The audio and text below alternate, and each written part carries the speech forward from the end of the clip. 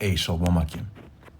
First and foremost, give all praise and glory unto Yahweh, Bashim Yahushai, Bashim Rachak Kodesh, double honors under the Elders Apostle Green Millstone, the Elders Green Millstone, and of course, peace and blessings under the hopeful elect, the sincere servants of Yahweh, Bashim Yahushai, serving him in truth and sincerity.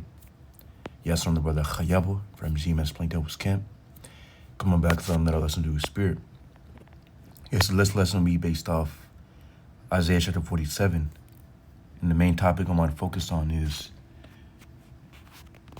for the world only calls Jesus, his true name being Yahushai according to ancient Paleo Hebrew. And what the Heavenly Father's name being Yahweh according to ancient Paleo Hebrew. But pretty much when a lot of people think about the second coming of the Lord, they imagine it to be, peaceful.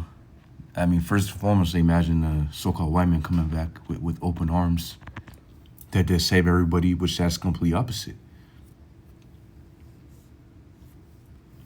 When we read the scriptures about Yahushua's return, we understand what is going to be a day of darkness. It's going to be a day of terror. It's going to be a day of fury when the Heavenly Father unleashes his fury through his Son, Yahushua, with all the wickedness that's occurring, of course, in the planet Earth.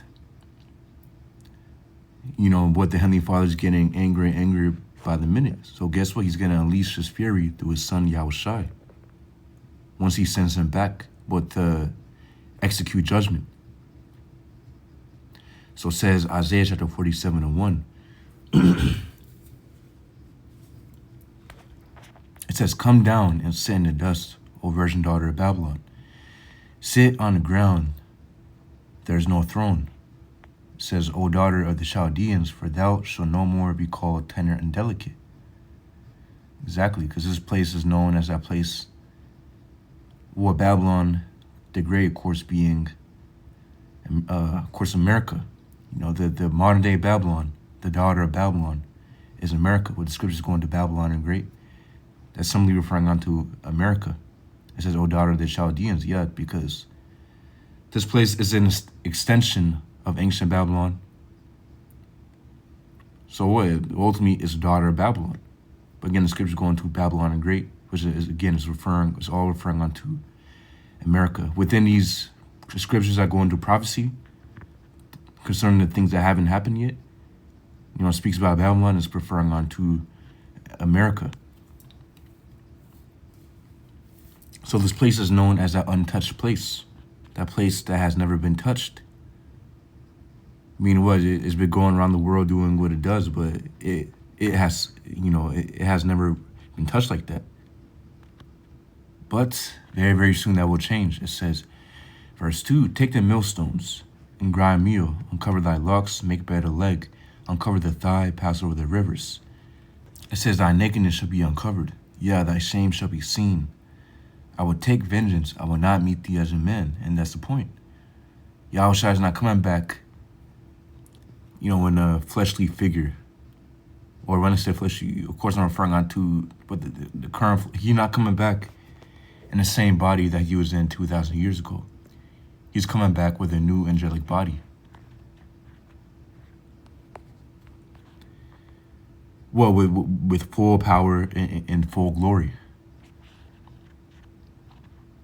Now you imagine these different superheroes, and again, Yahushua is coming back even greater looking than that. So it says, I will not meet thee as a man. And Yahushua, he's not coming back with carnal warfare, with guns and with fighter jets, helicopters. No, Yahushua is coming back with his chariots. Yahushua is coming back in his chariot, heavenly vehicles. Well, what are the chariots? We know the chariots to be the so-called UFOs. Well, pretty much these objects that be doing miraculous things, being able to be going one way at just Mach speeds, and then completely go, the opposite way instantly. Obviously, it's 100% impossible for any man-made aircraft to do that. So we know that these are angelic, heavenly vehicles. So what, Yahushua, he's coming back with spiritual warfare. Again, in his chariots with his angels accompanying him. And what, he's going to be commanding his angels to, of course, what, execute judgment. And to deliver the elect of the nation of Israel from that destruction. You know, the elect of the nation of Israel, of course, well, going into the 1/3 of the nation of Israel within America, that will be saved from that destruction. But the 2/3 of the nation of Israel within America, they will perish. And of course, as Babylon is being destroyed and the Lord delivers the nation of Israel, of course, but he's going to, again, once the outside comes back, that's going to be it. He's coming back to deliver his elect. What? He's coming back to establish righteousness upon the planet Earth. And of course, you know, the rest of the elect, you know, scattered amongst the world. Of course, what, Yahushua is going to get them too, to deliver them. Scripture's going to the innumerable multitude. It says, verse 4, as for our Redeemer, the Lord Yahweh of hosts is his name, the Holy One of Israel. Yeah, that's who our Redeemer is, going into the work of all, meaning, well, let's go ahead and get the definition. It says, yeah, to redeem, act as a kinsman redeemer, avenge, revenge. It says ransom, do the part of a kinsman. Yeah, and ultimately what? Yahushua is coming back to redeem his kin. It says, and as such, to buy back a relative's property. Yeah, because of course, you know, you have that custom within the nation of Israel.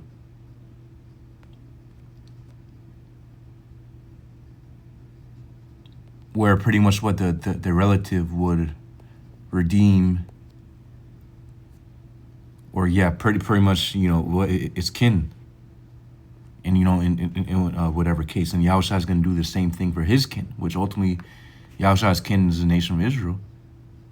Yeah, of course, more specifically, Yahushua's kin is the elect of the nation of Israel. Because what, the Lord's only coming back to save the elect, to redeem the elect.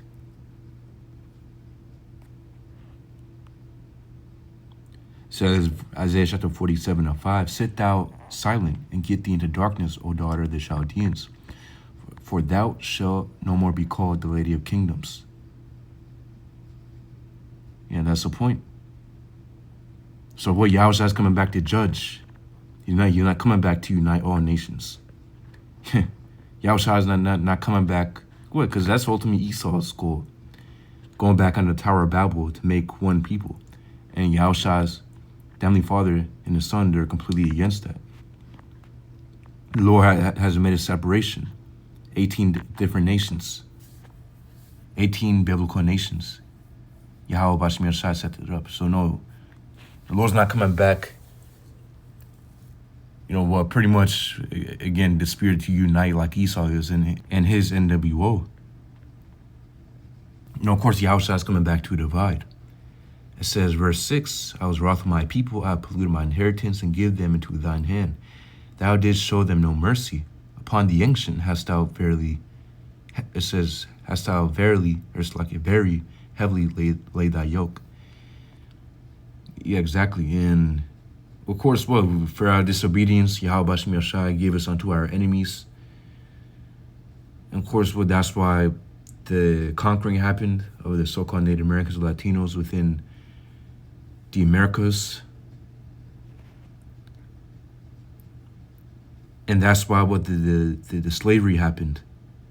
Again, you know, these happening, well, of course, in 1492, 1619, you know, the bulk of pretty much these events happening. The Lord did that, of course, because we were going off as a people. That was our punishment. But now we're in a time where, of course, what the elect are waking up.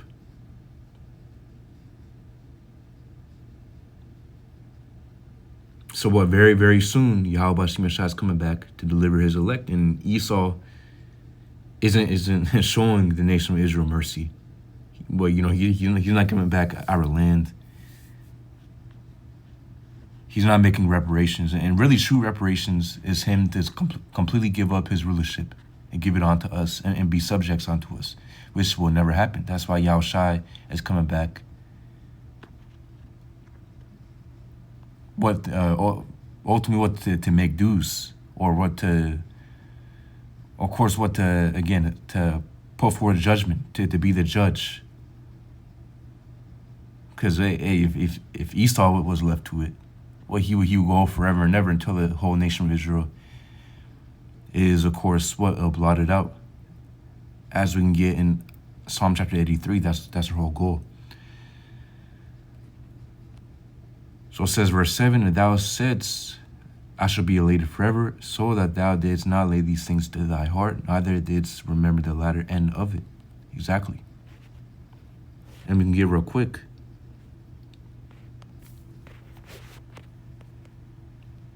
Yeah, so ultimately, Esau, he's not considering, himself being judged and paid back for all of his wickedness. What Esau is concerned in is what pretty much his forwarding, or him continuing his rulership. And what, again, ultimately what Esau believes, that once Yahushua comes back, that he's going to have the ability to fight against him. That's why he's preparing his space force. He's preparing, all these different things. That's his belief. It says, Revelation chapter 19 and 11, it says, and I saw heaven opened, and behold, a white horse, and he that sat upon him was called Faithful and True. And in righteousness he doth judge and make war. The course is Yahushua, the white horse going into the chariot that he's going to come in. This massive so-called UFO, we have the account of how, of course, of how grand it will be, according to 2nd Ezra chapter 13. Ezra's like it onto a mountain. And, what he's looking around to see if a mountain was uprooted out of the earth, because that's how, again, that's how massive it was. It says, and in righteousness he doth judge and make war. So yeah, Yahushua is coming back to judge and make war. The scriptures say, again, how the Lord will come back, or again, the day of the Lord will be a day of darkness.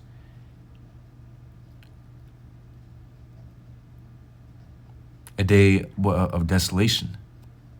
Because a lot of destruction and judgment will be put forth. Towards Babylon and Great. And wherever else the Lord wants to cause judgment, of course, we know Israel is going to be destroyed too. The land of Israel, because the Lord will have to purify it to allow the real Israelites to come back. And the land will have to be purified. Because, again, there's a lot of wickedness happening in that land currently. But the scriptures going through how Babylon the Great will be destroyed, America, and, of course, the land of Israel, because both places will have to be purified. Only difference is that Babylon will be uninhabited for eternity after, of course, it's destroyed. And after the fire cools down, it's going to, of course, form into a desert.